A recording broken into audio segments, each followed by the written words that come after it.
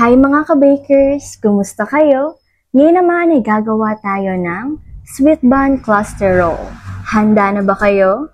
Ang mga kailangan natin ay bread flour 500 grams, yeast 200 grams, salt 10 grams, sugar 100 grams, isang itlog, bread improver 1/2 teaspoon, fresh milk 200 grams, butter 50 grams, at vinegar na 2 teaspoon. Ilagay na natin ang fresh milk, asukal, asin, bread improver, itlog, yeast, butter.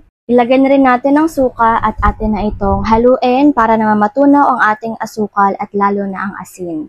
Pag natunaw na ay atin na pong ilagay ang ating bread flour. Paandarin na po natin ito hanggang sa tuluyan na pong magsama-sama ang mga ingredients na ating inilagay dito at yung tipong puro na po sila or iisa na po siya na dough. Ayan mga ka-bakers, hindi po kasi masyado kaya ng ating mixer kaya po atin po muna itong ilipat sa ating roller. Dahil medyo may katandaan na rin po kasi ang ating mixer. Kaya naman po atin na po siyang i-roller. At sa pag-roller naman po, just take your time lamang po. Pero kung may maganda po kayong mixer, ay wag nyo na po siyang i-roller. O hindi na po niya kailangan i-roller. Atin lang po siyang i-roller ng dahan-dahan. Hanggang po sa makuha na po natin yung texture na gusto natin. Which is, yung hindi na po siya, yung marami pong parang bumpy. Or dapat po kasi ay makinis na po talaga siya at medyo stretchable. Ayan mga ka-bakers, eto na nga po talaga ang hinahanap natin sa ating dough, sa ating burger bun dough. At kapag ganito na po ang kanyang texture ay okay na po ito at pwede na po natin itong kuhanin sa ating mixer or sa ating pong roller. Atin na nga po itong ilagay sa lamesa at hahatiin na po natin ito.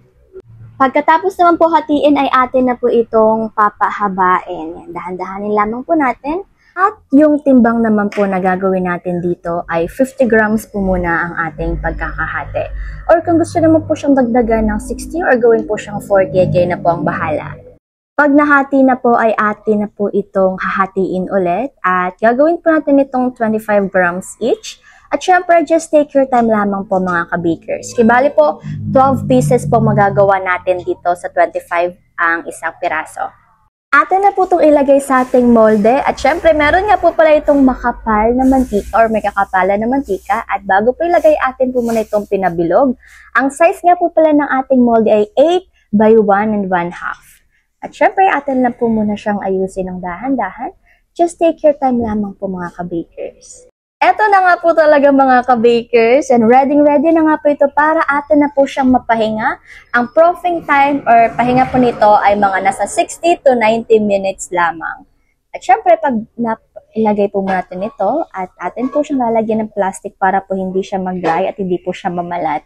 After 60 to 90 minutes ay atin na po siyang lagyan ng egg wash. Just take your time lamang po. At pagkatapos na po lagyan ng egg wash nito mga ka-bakers, maglalagay na po tayo ng mayonnaise sa taas. Yan. Yung dami naman po ay kayo na pong bahala kung gaano po kadami ang gusto nyong ilagay. Or kung ayaw nyo po lagyan ng mayonnaise ay okay lang din naman po. At syempre, kailangan po talaga na meron po itong cheese na napakasarap naman po talaga at nagpapasarap sa ating tinapay. Kung gusto nyo po ng mas maraming cheese, abay okay na okay po ito. Siyempre, pagkatapos na atin na po itong ilagay sa ating oven. Ang oven temperature sa taas ay 170, sa baba ay 190 at ang baking time ay 15 to 20 minutes lamang. At after naman po talaga ng 15 to 20 minutes ay luto na po ang ating sweet bun cluster roll na napakasarap. Tignan nyo naman po mga ka-bakers. Fresh na fresh po talaga ito. At higit sa lahat ay nakakatakam pa lang po kahit nasa video. O di po ba napaka-cutesy? Kaya naman po, gawin nyo na rin ha.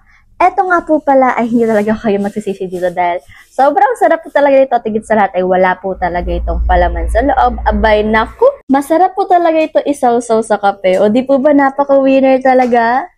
Eto na nga po ang ating food for the soul ngayon.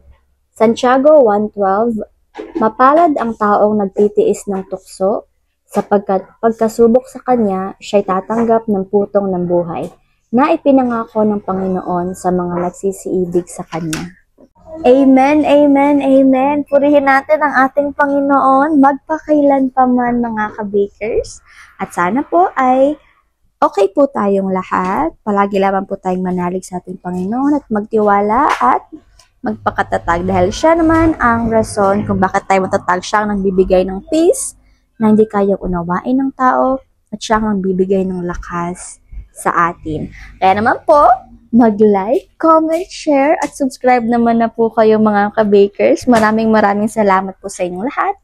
Hanggang dito na nga lang po muna ako. Paalam muna. Take care. At higit sa lahat ay God bless.